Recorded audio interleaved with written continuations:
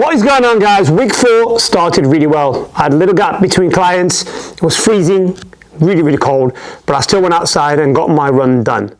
And I actually hit a new personal best on the 5K, 28.34. Not great, but good for me. I'll be honest. I don't really enjoy this speed training. I hate chasing paces. I hate the feeling of the pushing of pace. I love to cruise. I love cruising when it comes to running, but I pushed through it, and it was a good start to the week, especially after last week's traveling and chaos. Hey, by the way, what do you reckon of my Christmas tree? Pretty cool, right? If you like Lilo and Stitch or Lilo and Stitch, this is the one. Anyway, Rosalia wasn't well on Tuesday, and I was up with her from about 11:30 until about 1:30 in the morning. So the plan to wake up at 4 a.m. for my lower body session, well, didn't really happen. I was up at 5. I tried to stay in bed for another hour just to see if I could recover a little bit, but I slept terribly, and my Oura ring confirmed that in the morning. But listen, I had a gap at 10 a.m., so I got my lower body session done. Then I had a client at 11 a.m. again, and then at 12, I went straight into my upper body and got it done too.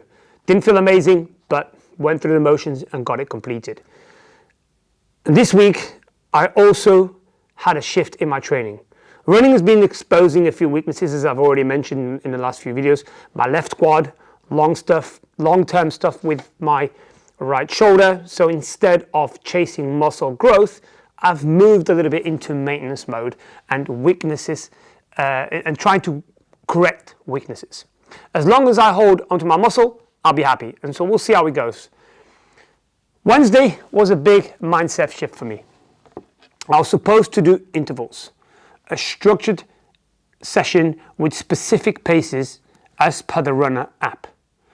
But I had a conversation with one of my clients that particular day before my run, who's ran the London Marathon before. And he said something that really stuck with me there and then. He said to me, take it all in. Don't chase a time.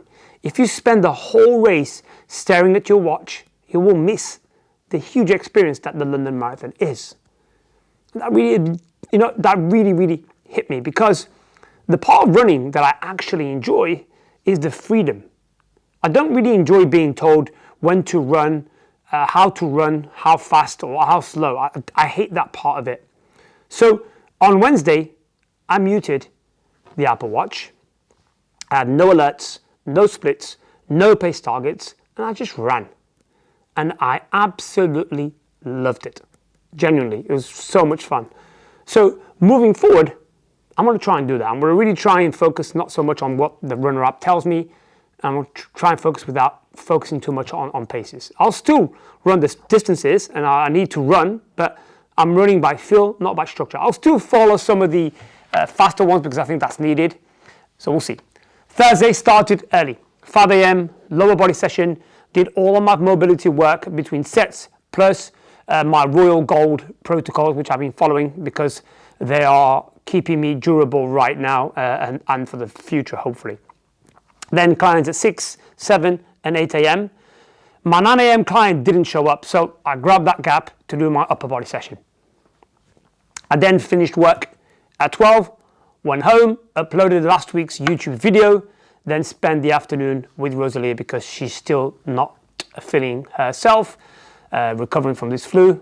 Then back to work again in the evening into the studio. So it was a really busy day, but I got it done, as there's no option, right? Just got to get it done. Saturday started at 6 a.m. again, 5 a.m. sorry again, with legs. Then client session right through up until 11, and then upper body at 11 o'clock because I didn't have a 12 o'clock client that day.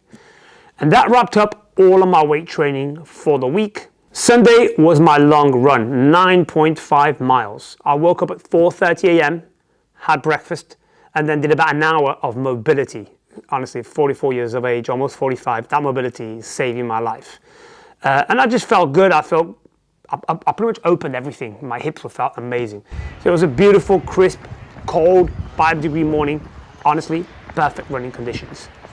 Just before the run, we got the Christmas tree down from the attic. And while I was out running, the girls decorated the whole house. So when I got back, we had a little mini Christmas party. We had the music on, the tree was lit up, and we just enjoyed the whole afternoon.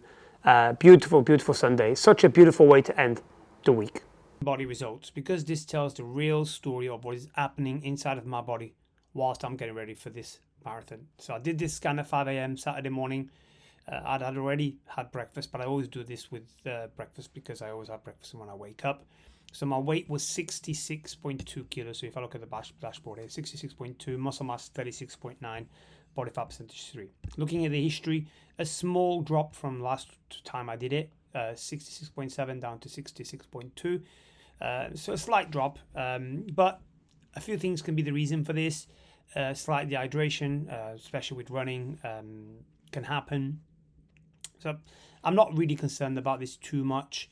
In terms of the muscle mass, 36.9. If I look at the history here of the muscle mass, 36.9, 36.8. Really, this for me is the most important number of all, and it's stable, even with the higher running volume and the slightly lower calories this week compared to the previous week. My muscle mass is holding out nice and steady. This means my maintenance focused training is doing its job. The weakness focused sessions are protecting my muscle. My protein intake, which has been around 200 grams, is exactly where it should be to protect it. And the shift towards durability is not costing me much size at all. So this is key. If this number drops significantly, that would be a problem. But stable muscle mass during marathon prep is exactly what I'm after.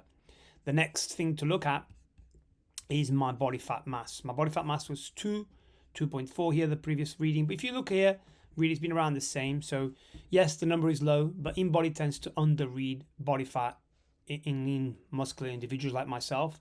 The important thing is the trend, as you can see here. The trend is pretty much the same. So I'm not losing fat rapidly. I'm simply sitting at my normal baseline. As this reinforces energy balance is stable, no signs of overtraining or severe deficit, and my metabolism hasn't downregulated, which is really, really important. The next thing I look at is body fat percentage. At the moment it says 3% here. This number isn't literal. I'm not walking around stage ready at 3% body fat like I'm going to do a bodybuilding show. InBody tends to underestimate body fat at very low levels. So what matters here is, again, the trend. The trend is consistent, as you can see. There is no crash in body fat, and my health markers are still excellent based on how I'm feeling and the last time I did my bloods. In regards to the next bit will be my visceral fat, which has been one for as long as I know it, and this is elite. This means the fat around my internal organs, the dangerous kind of fat, is basically non-existent. So really good. Running plus weight plus good nutrition equals the perfect formula for this. Total body water, so slightly lower, but again 47.3, 47.2. This is key. Honestly, this number often reflects hydration, inflammation, sleep quality, and carb intake. Why might it gone down? I don't know. More running equals more fluid loss, more steps equals more turnover, lower calories. This week especially equals lower water retention. Overall, I'm not too concerned about this. It's very consistent as well. So in terms of a summary of my InBody, muscle stable, fat is stable, weight is slightly down from the last time, but again, not massively. Water is slightly down from last time, but again, not massively. And health markers are pretty elite. So overall, this is exactly what I want during a balanced running and training phase of looking at the stats for the week 3 to week 4. So week 3 is in black, week 4 is in red. So what does it all mean? So sleep, 721, 719, almost identical, even with slight broken sleep on Tuesday. My overall weekly sleep stayed almost the same. What this means is that my body's very resilient. The small drop in sleep didn't really derail recovery. Training was still very productive. Deep sleep, 125, 126, similar again. Deep sleep equals physical repair plus hormone balance. This shows my body's still prioritizing physical recovery despite slight stress. REM, 132, 132, exactly the same. REM equals cognitive recovery. Consistency here means mentally I'm coping well with the workload. HRV, 33, 31, slight drop. This is expected. Why? Higher running volume, slight broken sleep on the Tuesday, more physical stress, slight calorie deficit compared to the previous week. A 2 to 3 point drop is normal and nothing to worry about. My resting heart rate, 51, 53, a slight increase again. Why? Stress maybe slightly higher and recovery slightly lower.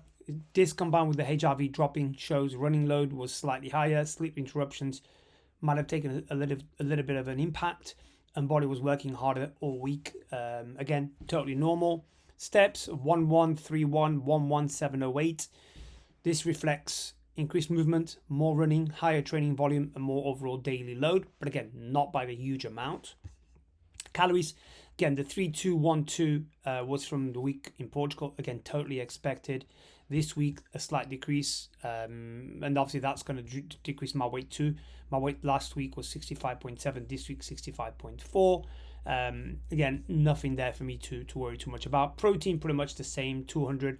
This is exactly kind of, my goal normally is about 140, but higher protein only helps with my muscle mass staying the same, which is key. Carbohydrates, 373 to 361. Again, slightly lower, again, due to the fact that I ate less calories, and that same goes for fat. Fat is always going to be a big one, because when I'm out and about, as I was in Portugal, I always tend to overeat on fats, and nothing there to shout about. So as a summary, when you compare week 3 to week 4, the story is clear. Sleep similar, stress slightly up, output up, calories down, weight down, muscle maintained, performance improved. This is exactly what running and weight training looks like when balancing things. Running, work, family life, everything. So overall, this is where we're at. So in a nutshell, that's week 4. A week of growth, a week of physical growth, mental growth, emotional growth. Sleep was better than I expected, if I'm honest with you, with my daughter not being well. Training was what it was. Running was what it was. Everything got done, and that to me is the biggest thing. The big takeaway for me is every week I need to get things done as much as I can. This journey is about finding a way. It's about showing up. It's about building resilience and doing it all whilst trying to raise as much money as I can for the British Heart Foundation. So if you are enjoying these videos and these series, hit like, hit subscribe, and I'll see you on week 5.